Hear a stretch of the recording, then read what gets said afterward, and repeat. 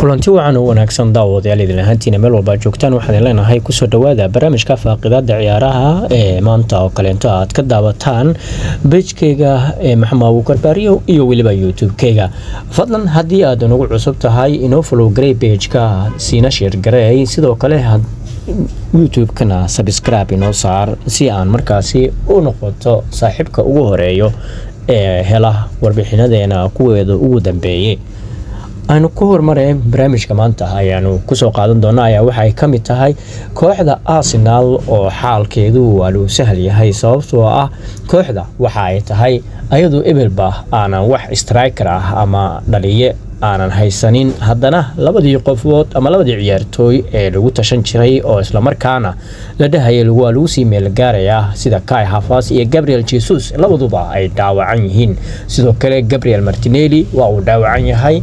iyo Bakaya Saka oo hore u dhaawacnaa oo ay markaas intaba ay soo wada galeen listiga ciyaartoyda dhaawacan ee kooxda Arsenal haddaba Arsenal ayaa xaalku aad iyo aad ugu xun yahay waxaana la filayaa in kooxdu ay iminkan ay dheelsiiso ama ay doorbido inay dheelsiiso dhanka dhaliyaha ama ciyaaryahanka strikerka ah ee kasoo baxay juniorta kooxda Arsenal ee Palter kaasi ayaa markaas leeyahay waa uu buuxin karaa kulay waan arki doonaa kooxdu hadii uu wax ku soo kordhiyo wiilkan waxa uu markaas ka soo muuqday shaashada xilli ay kooxda Arsenal ay dhaleysay kulankeedii ugu dambeeyay UEFA Champions League oo daqiiqadihii ugu dambeeyay labadii daqiiqo ee ugu dambeeyay dheeriga lagu daray markaasi oo Michael Arteta uu keenay ciyaaryahankan ayaa ah ciyaaryahan dhaliya ah laakiinse aanan awood fara badan u lahayn kooxda line-up-ka oo kooxda koowaad in markaasi lagu soo daro kulay waan arki doonaa hadii uu ka baxsado kaalintaasi ama booskaasi oo markaasi buuxin karo Kai Havertz maqnaashihiisa iyo waliba intii laga helayo ciyaaryahan muhiim u ah kooxda Arsenal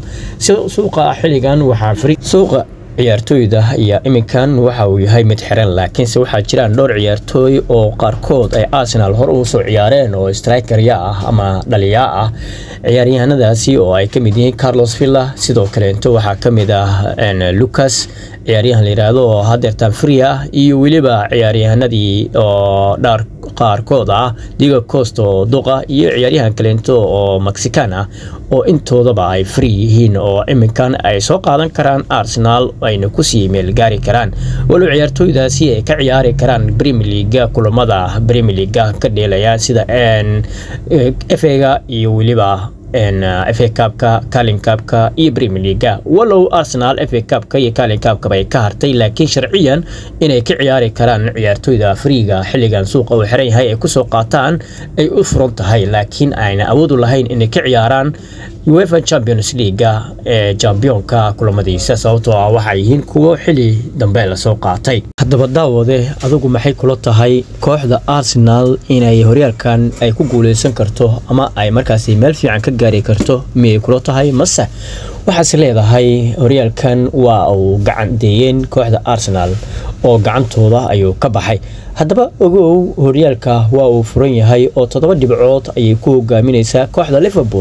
Liverpoolna waxa uu dhiman kulaman adag ay markaasna City ay wajihi doonto oo careysan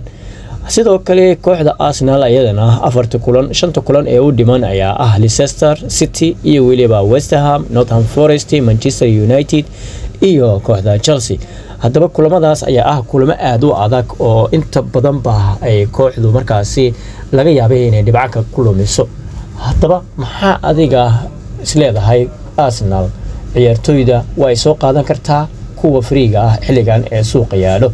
mase ma soo qaadanayso haddaba madax adeega Michael Arteta ayay inta badan ba ku waayeen ciyaartoyda kooxda Arsenal daawade fadlan hadii aad nala soo gaartay dhamaadka muuqaalkeena fadlan follow inoo dheh page-ka si share garay sidoo kale subscribe inoo saar YouTube-keena aad baad u mahadsan tahay tan iyo inta dib ugu kulmi doono waa saaxiibkii Maxamed Abuukar Baariyo wadin leh salaamu calaykum wa rahmatullaahi ta'ala wa barakaatuh